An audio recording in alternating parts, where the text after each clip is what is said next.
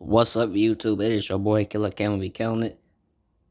Welcome back to the Killer Squad. Alright, so today we got everything always. Fantastic Four is officially coming. The movie, I think, come out in 2024. Let's get right into it.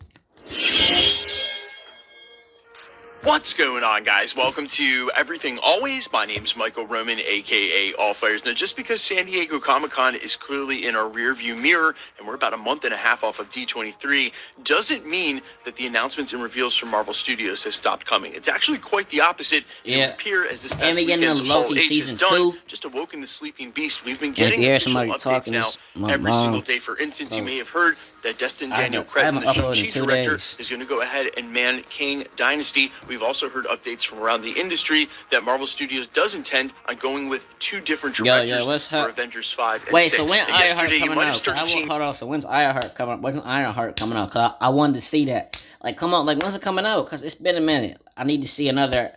We need like a new Iron Man. Brand new quotes from Kevin Feige all over the place. We're going to talk about where those are coming from, what he specifically said about Marvel Phase 5, Deadpool 3, and of course, the Fantastic Four, a bombshell revelation about ultimately what that film will be in the plot. I'm also going to cover some of the brand new casting reports and rumors about when we can expect to hear the Fantastic Four, cast a little doubt on those, and talk about the timetable for why the Fantastic Four is still over 2 years away when it was originally mentioned all the way back in 2019. We're breaking down all the brand new reveals from the man himself, Kevin Feige, on what's still over 2 years away when it was originally mentioned all the way back in 2019. We're breaking down all the brand new reveals from the man himself, Kevin Feige, on what's to come from Marvel Studios in Marvel Phase 5 and 6. But first, if you could grab the subscribe button. We do daily Marvel content at the channel. That is all we do. Everything from official Easter egg breakdowns, trailers, and reviews to the occasional industry insider scoop or editorial like we're covering today, and everything in between. So if that sort of thing's for you, hit the sub button, leave a comment down below. That will automatically enter you to win our ongoing PS5 giveaway if you want. Bro, I don't really need a PS5. Well, I might do a gaming channel. Who knows? Stick around to the end of the video. We'll get into all the giveaway stuff again there. Also, huge shout out to the sponsor of this video, StreetLevelHeroLA.com, and their sister company, That Spider-Man Booth. You can find them on Whatnot. You guys are always asking me about my comic collection, especially on stream. It's the only place I go to for exclusive variants, weekly comics, and amazing giveaways. Again, that's That Spider-Man Booth and StreetLevelHeroLA.com, or find them on Whatnot. Use code EverythingAlways to save 10%. Now, as I mentioned moments ago in the prologue, you probably started seeing all these brand new official Feige quotes across the industry and social media starting late last night. They all originate with an article from The Hollywood Reporter that had to say this about the Fantastic Four, quote, "Over at Fox, Fantastic Four previously had a pair of Chris Evans starring films in the aughts, as well as a disastrous box office miss in 2015 from director Josh Trank. Feige compared Marvel's new take on the heroes..." Man, I'm gonna keep them 100 with you. Doctor Strange Into the Multiverse of Madness, it wasn't really that good to me. I just don't like it. It was alright. It wasn't really that good to me. But Doctor Strange kind of like whack for. I ain't hating on Doctor Strange, but he just whacked to me because he ain't really like. I just didn't like it. I just don't. To its pact with Sony to bring Spider-Man into the MCU, noting it will not be another origin story. Quote, a lot of people know this origin story. A lot of people know the basics. How do we take that and bring something that they haven't seen before, said Feige, who added that given the super team launched the Marvel Comics universe back in 1961, quote, "We've set a very high bar for ourselves." Now, I actually think you can read in between and all over the lines with this paragraph. There is so much going on, a lot more past just, quote, "It's not your normal origin story." He's saying, hey, listen, we were going to do right by this film, and we're not going to make the mistakes of the films before us. That's why we're pushing it back another 2 years.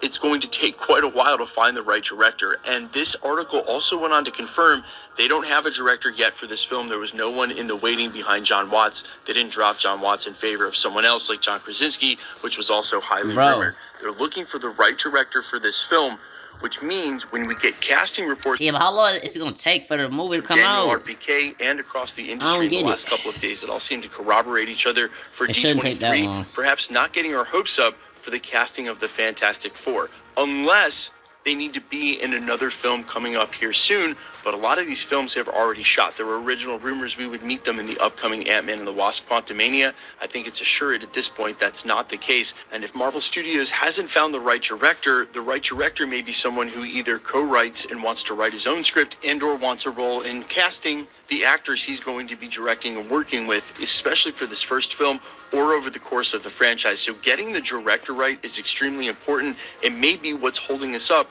with the actual casting for the team.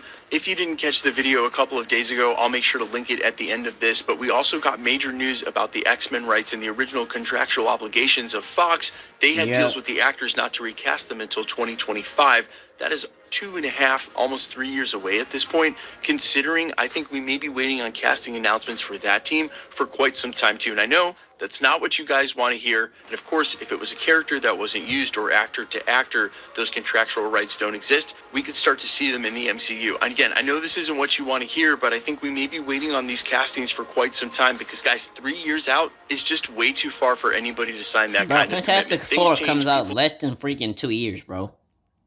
No, actually 3. Change in the industry. So you add that on top of not having a director yet. When we hear reports about major casting announcements at D23 or otherwise, maybe something like The Thing showing up in She-Hulk, let's all remain super skeptical, knowing there may be some things that still need to happen in pre-production over at Marvel Studios. Now, the next film they talked about during the article was Deadpool 3, and this is what they had to say, quote, "One film not discussed during All H's panel was Deadpool 3, which will be the first rated R film in the MCU's history and follows star Ryan Reynolds." Regardless, I already saw Deadpool. I saw both of them on Hulu, so regardless of what's it rated, I'm still gonna watch it, bro. His projects at Fox. Feige noted the studio historically takes big swings with part 3s. Quote, "How do we elevate it in a way we've been able to with Civil War, Infinity War, and Ragnarok? It's very fun to be in the world of the Ryan Reynolds show. The fact that Kevin Feige equated Deadpool 3 with Civil War, that's Captain America's third installment, the Avengers' third installment in Infinity War, and Ragnarok, the third installment for Thor, is ultra ambitious. And I don't think there's a lot of us who thought that Deadpool's movie would be that, quote, integral to whatever was going on in the multiverse saga.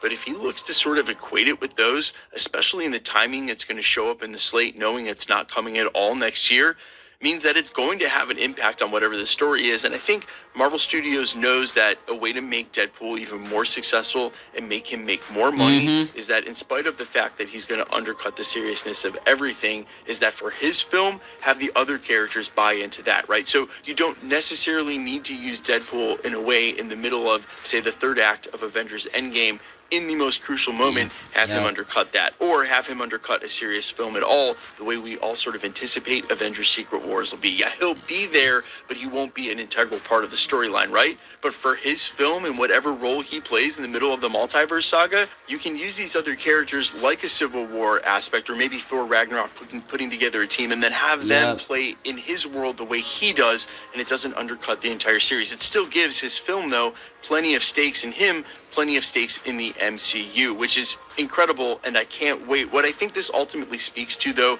something worth mentioning, is just that we've now reached critical mass of characters in the Marvel Cinematic Universe the way we had it in the comics. There are so many names that can possibly show up, characters that will fit, even in a more funny way, characters that won't fit.